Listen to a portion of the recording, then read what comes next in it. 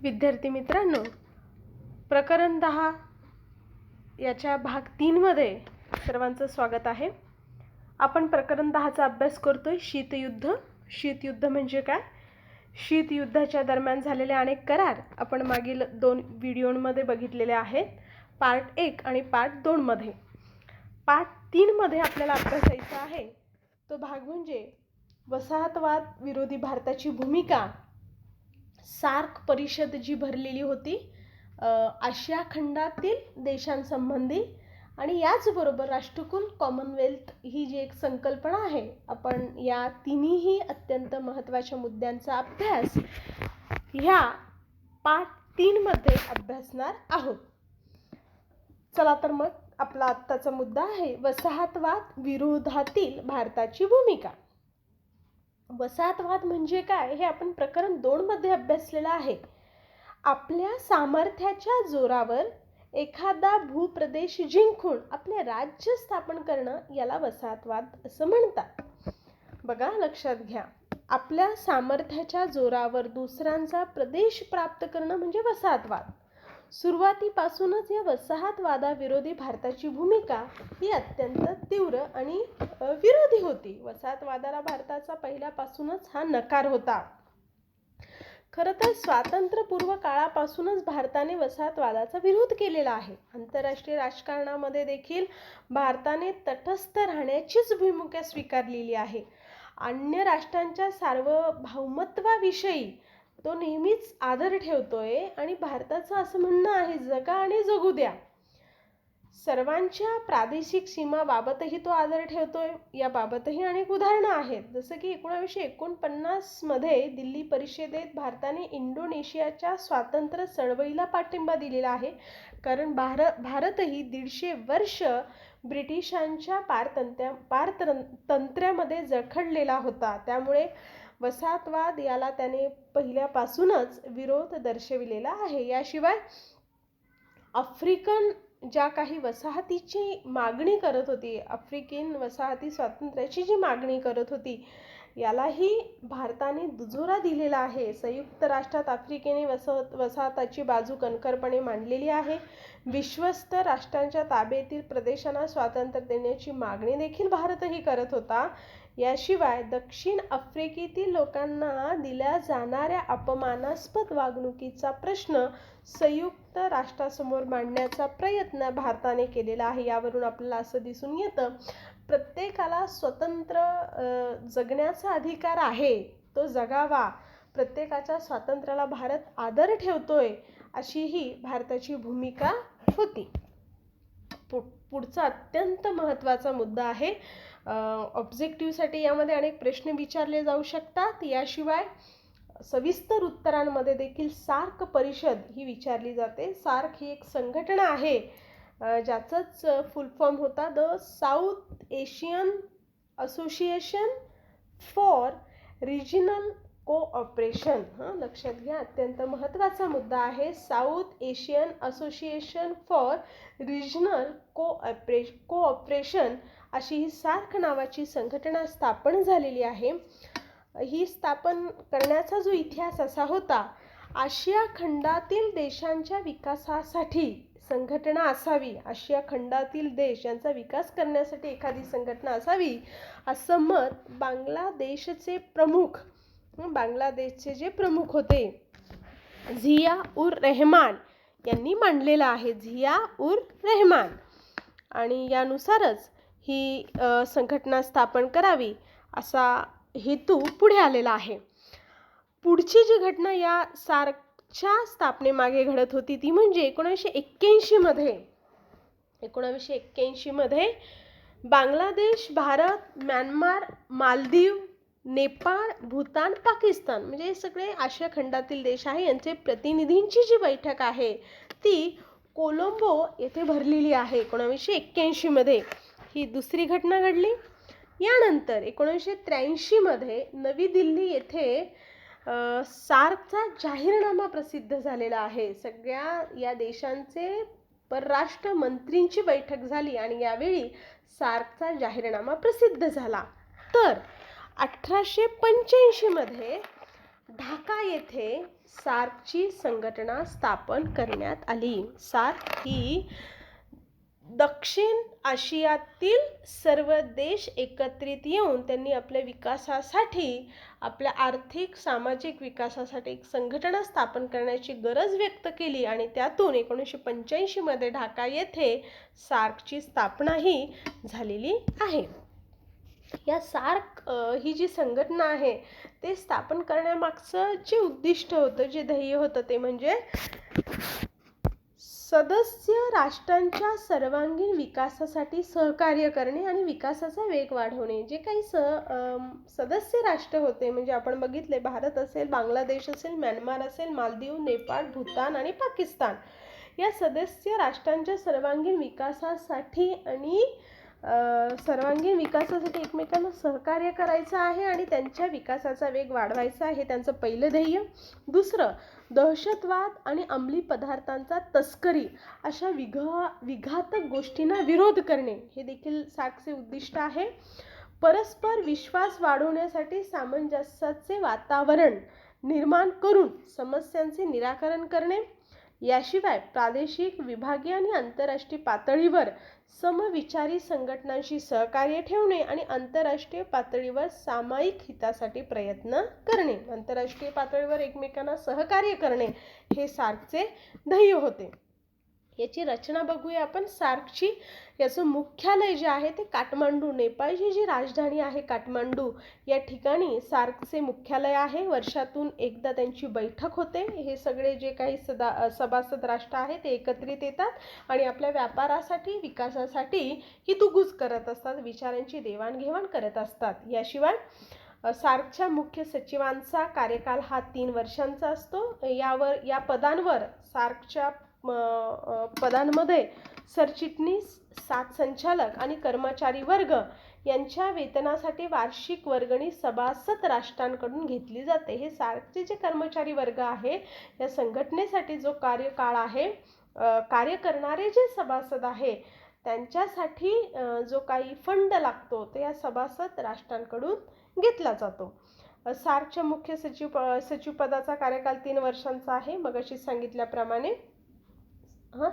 तर अशा पद्धतीने ही सार्क नावाची संघटना दक्षिण आशियातील राष्ट्रांसाठी विकासासाठी कार्यरत आहे. ठीक आहे. पुढे आपण बघतोय सार्कचे जे घोषणापत्र आहे, त्यांनी आपल्या घोषणापत्रामध्ये काय नमूद केलेलं आहे. सार्कच्या पहिल्या अधिवेशनामध्ये सभासद राष्ट्रांनी या सार्कचे घोषणापत्र जे आहे ते प्रसिद्ध केलं. अन्य राष्ट्रांच्या अंतर्गत हस्तक्षेप न करणे आणि अलिप्ततावादी धोरण स्वीकारणे, शस्त्रबळाचा वापर न करणे इत्यादी गोष्टी समाविष्ट करून त्यांनी आपले घोषणापत्र जे आहे ते प्रसिद्ध केलेलं आहे. बघूया ते आपल्या घोषणापत्रामध्ये काय म्हणतायत ते. पहिलं जे घोषणापत्राचा त्यांचा मुद्दा जो आहे तो म्हणजे शांतता मार्गाचा जास्तीत जास्त वापर करणे, शांतताला प्राधान्य दिले आहे, शस्त्रांचा वापर कमीत कमी करावा. राष्ट्रीय स्वातंत्र्य, प्रत्येक देशाला आपल्या स्वातंत्र्याप्रमाणे जगण्याचा अधिकार आहे, यासाठी सार्क नेहमी प्रयत्नशील असतो. भौगोलिक एकता ही सार्कच्या दृष्टीने अत्यंत महत्त्वाची आहे. प्रत्येकाला समानतेने वागणूक दिली गेली पाहिजे याबाबतही सार्क नेहमीच अतोनात प्रयत्न करत असतो. याशिवाय अंतर्गत वादात बळाचा वापर न करणं, अंतर्गत बाबतीत हस्तक्षेप न करणं. प्रत्येक राष्ट्राने आपल्या विकासासाठी इतर राष्ट्रांची आवश्यक असल्यास सहकार्य घ्यायचंय, पण राष्ट्रामध्ये अंतर्गत काही मतभेद उद्भवल्यास इतर राष्ट्रांनी त्यामध्ये हस्तक्षेप करायचं नाही, हे सार्कच्या घोषणापत्रामध्ये नमूद केलेलं आहे. नक्कीच दक्षिण आशियातील देशांच्या विकासासाठी सार्क नावाची जी संघटना स्थापन झाली तिला अनेक बाबतींमध्ये यश आलेलं आहे. तिला यश येण्यामागचं कारण म्हणजे तिने ज्या काही कार्यक्रम राबवलेले आहेत त्यामध्ये प्रामुख्याने पहिलं, बांगलादेशामध्ये कृषी माहिती केंद्र सुरू केलेलं आहे संपूर्ण या दक्षिण आशियातील देशांसाठी, ज्यामधून बियाणे, पशुधन व मत्स्य उत्पादन केंद्र सुरू राहतं. याबरोबर ढाका येथे सार्कचे हवामान संशोधन केंद्र स्थापन केलेलं आहे. काठमांडू येथे अस्थिरोग निवारण केंद्र सुरू झालेलं आहे. याचबरोबर इस्लामाबाद या ठिकाणी ही मनुष्यबळ विकास केंद्र सुरू करून जास्तीत जास्त प्रमाणामध्ये समाजाचा विकास कसा होईल याकडे लक्ष दिलं जातं. गरिबी दूर करण्यासाठी सार्क प्रयत्नशील असतो. पर्यटनालाही चालना देण्यात आलेली आहे. आशिया प्रांतात क्षेत्रीय आर्थिक व सामाजिक मंडळ स्थापन करून गरिबी कमी करत असतो. सार्क दस्तऐवज केंद्राच्या माध्यमातून माहिती पुरवण्याचीही सोय करत असतो. अंमली पदार्थाविरोधी करार करण्यात आलेला आहे. डाकसेवा असेल, दळणवळण असेल इत्यादी महत्त्वाच्या विषयांवरही समित्यांची निर्मिती करण्यात आलेली आहे. आणि सगळ्यात महत्त्वाचं म्हणजे देशाची आर्थिक व्यवस्था ही जसं उद्योगधंदे शेतीवर अवलंबून आहे, याचप्रमाणे व्यापारावरही देशाची आर्थिक उलाढाल ही अवलंबून असते. मग व्यापार वृद्धीसाठी सार्कने 1993 मध्ये दक्षिण आशियाई प्राधान्य करार केलेला आहे. तर 2004 मध्ये दक्षिण आशियाई मुक्त व्यापार क्षेत्र हे 2 करार करून आपल्या देशातील व्यापार वृद्धीसाठी प्रयत्न सार्क करताना दिसतोय. आपला पुढचा जो मुद्दा आहे प्रकरणातला तो म्हणजे राष्ट्रकुल कॉमनवेल्थ. आता राष्ट्रकुल कॉमनवेल्थ स्थापन करण्यामागचा उद्देश म्हणजे इंग्लंडच्या साम्राज्यामध्ये असणाऱ्या परंतु कालांतराने स्वतंत्र झालेल्या काही राष्ट्रांची आंतरराष्ट्रीय संघटना म्हणजे राष्ट्रकुल होय. लक्षात घ्या, इंग्लंडने युरोपातला हा जो इंग्लंड ब्रिटन देश आहे त्याने अनेक जगातील देशांवर आपलं साम्राज्य, आपल्या वसाहती स्थापन केल्या होत्या. अनेक देश आपल्या पारतंत्र्यामध्ये जखडून ठेवलेल्या होत्या. असे देश जे कालांतराने स्वतंत्र झाले अशा देशांनी मिळून जी एक संघटना स्थापन केलेली आहे तिलाच राष्ट्रकुल असं म्हणतात, ज्याला दुसरं नाव आहे कॉमनवेल्थ. इंग्लंडच्या संसदेने केलेला स्टॅच्यूट ऑफ वेस्टमिनिस्टर कायद्याने राष्ट्रकुलास मान्यता मिळालेली आहे. याची स्थापना राष्ट्रकुलाची म्हणजे कॉमनवेल्थ याची स्थापना 1931 मध्ये झालेली आहे.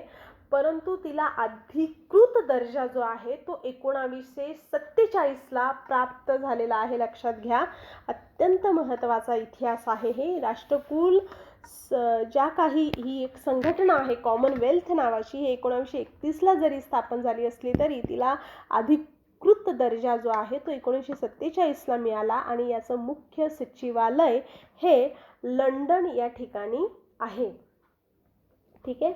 राजकीय आणि प्रशासकीय धोरणामध्ये एक सूत्रता असावी यासाठी राष्ट्रकुल ही संघटना कार्यरत असते. याचे फायदे, राष्ट्रकुलाचे फायदे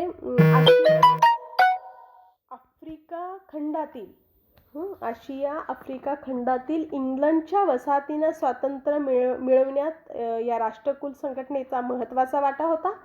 वसाहतवाद विरोधी चळवळींना राष्ट्रकुलच्या अस्तित्वामुळे चालना मिळालेली आहे. आणि वसाहतींना स्वातंत्र्य देण्याबाबत इंग्लंडमध्ये काही वर्गात असलेला विरोध काहीसा प्रमाणात कमी करण्यात या राष्ट्रकुलला यश मिळाले. राष्ट्रकुल कुलासंबंधी भारताची भूमिका ही अत्यंत स्पष्ट होती. 1948 मध्ये काँग्रेसच्या जयपूर अधिवेशनामध्ये पंडित नेहरू यांनी राष्ट्रकुलमध्ये सामील होण्याचा निर्णय घेतला. लक्षात घ्या, राष्ट्रकुल ही संघटना जी आहे ती इंग्लंडच्या साम्राज्यात असणाऱ्या परंतु कालांतराने स्वतंत्र झालेल्या राष्ट्रांची संघटना होती. म्हणजे भारत हा देखील इंग्लंडच्या साम्राज्यामध्ये काही काळ हा होता आणि त्यानंतर तो स्वतंत्र झाला. आणि स्वतंत्र झाल्यानंतर 1948 मध्ये राष्ट्रकुलमध्ये सामील व्हावं असा निर्णय भारताने घेतला. भारतास लागणाऱ्या लष्करी सामुग्रीचा पुरवठा इंग्लंडकडून होत होता. इंग्लंडकडून परकीय हुंडावळीच्या सुविधा देखील भारताला मिळत होत्या. भारताच्या निर्यात मालावर जकातीत सवलतही मिळत होती. जेव्हा भारताने राष्ट्रकुलमध्ये सामील होण्याचा निर्णय घेतला तेव्हा असे अनेक फायदे या भारताला झालेले आहे. याचबरोबर पाकिस्तानच्या भारत विरोधी प्रचारास उत्तर देण्यासाठी राष्ट्रकुल हे व्यासपीठ भारताला मिळणार होतं. असे अनेक फायदे डोळ्यासमोर ठेवून भारताने राष्ट्रकुल संघटनेमध्ये सामील होण्याचा निर्णय 1948 मध्ये घेतलेला आहे. भारताकडे 1948चा विचार जर केला तर नुकतंच स्वातंत्र्य झालेला हा देश त्याच्या अनेक समस्या डोळ्यासमोर होत्या. भारताला जर विकसित राष्ट्र बनवायचं असेल तर एक भक्कम आधाराची गरज होती आणि तो आधार त्याला राष्ट्रकुल या संघटनेमध्ये सहभागी झाल्यानंतर मिळणार होता. आता राष्ट्रकुलचे काही क्रीडा सामने देखील खेळले जातात. दुसऱ्या महायुद्धापूर्वी म्हणजे साधारणतः 1938 ते 1945च्या आधी ब्रिटिश एम्पायर गेम्स हे सामने होत होते. आता खेळ हा नेहमीच मनोरंजनाचा एक मनोरंजन म्हणून त्याच्याकडे बघितलं जातं. क्रीडा खेळ असतील तर ब्रिटिश पूर्व काळामध्ये किंवा दुसऱ्या महायुद्धापूर्वी देखील अनेक खेळ हे ब्रिटिश लोक खेळत होते, पण त्याला नाव काय होतं? British empire games. 1911 मध्ये 5वा जॉर्जच्या राज्यारोहण प्रसंगी क्रिस्टल पॅलेस येथे या सामन्यांची सुरुवात झालेली आहे. रेव्हरंड ऑस्टली कपूर यांनी या खेळांची कल्पना मांडली आणि 1950 पासून याच खेळांना, ज्या खेळांना ब्रिटिश एम्पायर गेम्स म्हटले होते, याच खेळांना कॉमनवेल्थ गेम्स, राष्ट्रकुल क्रीडा सामने असे म्हटले जाऊ लागले. बघा, दुसऱ्या महायुद्धापूर्वी ज्या खेळांना, जे खेळ खेळले जात होते, ज्या स्पर्धा आयोजित केल्या जात होत्या, त्याला ब्रिटिश एम्पायर गेम्स हे नाव होते. हे नाव बदलून 1950 पासून काय झालेलं आहे? राष्ट्रकुल क्रीडा सामने म्हणजेच कॉमनवेल्थ गेम. टिपांसाठी अत्यंत महत्त्वाचा मुद्दा असणार आहे. तर हे जे सगळे सामने होत होते यापैकी 1986 मधील राष्ट्रकुल स्पर्धा ज्या आहेत त्या खूप गाजल्या आहेत. तर हे गाजण्यामागचं कारण काय होतं? तर इंग्लंडने दक्षिण आफ्रिका संबंधीचे वर्णद्वेषी धोरण बदलावे असा राष्ट्रकुलातील राष्ट्रांचा आग्रह होता. राष्ट्रकुलामध्ये अनेक राष्ट्रांचा सहभाग होता. खरं तर या स्पर्धेमध्ये 32 राष्ट्रांनी बहिष्कार टाकलेला आहे आणि बहिष्कार टाकण्याचं कारण हेच होतं की ग्रेट ब्रिटनने दक्षिण आफ्रिकेतील वर्णविदेशी धोरण बदलावे असा आग्रह होता. त्यासाठी 32 राष्ट्रांनी या स्पर्धेवर बहिष्कार टाकला. इंग्लंडने आपल्या धोरणात कुठलाही बदल केला नाही. वर्णविद्वेषी जे काही धोरण होतं वर्णभेदभावाचं, यावर हे नाहीसं करावं असं 32 राष्ट्रांनी सांगितलं, पण इंग्लंडने आपला निर्णय बदलला नाही. म्हणूनच भारताचे तत्कालीन पंतप्रधान 1986 मध्ये भारताचे पंतप्रधान होते स्वर्गीय राजीव गांधी यांनी 1986च्या या स्पर्धेवर बहिष्कार टाकण्याचा निर्णय घेतला. म्हणून 1986च्या राष्ट्रकुल स्पर्धा म्हणजेच कॉमनवेल्थ गेम ह्या अत्यंत गाजलेल्या दिसून येतात. कारणांसाठी महत्त्वाचा मुद्दा आहे हा.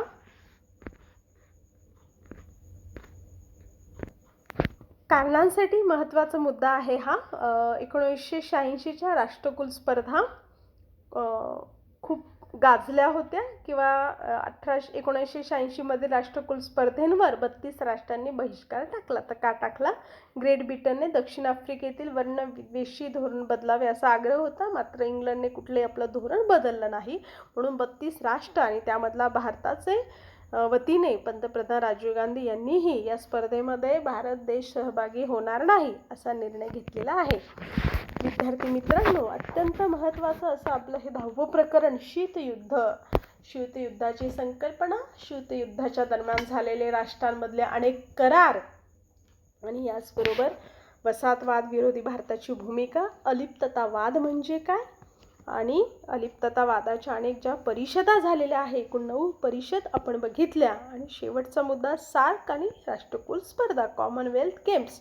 ह्या सगळ्या मुद्द्यांचा अभ्यास या आपण युनिट 3 मध्ये एकूण 3 व्हिडिओज आपण बघितलेले आहे. पार्ट 1, पार्ट 2 आणि पार्ट 3 मध्ये अभ्यासलेले आहेत. पुन्हा एकदा तुम्ही छान पद्धतीने ते ऐकणार आहात, नोट्स काढणार आहात आणि परीक्षेच्या दृष्टीने अत्यंत महत्त्वाचं हे शीतयुद्धाचं प्रकरण आहे त्याचा अभ्यास करणार आहात. ठीक आहे, धन्यवाद.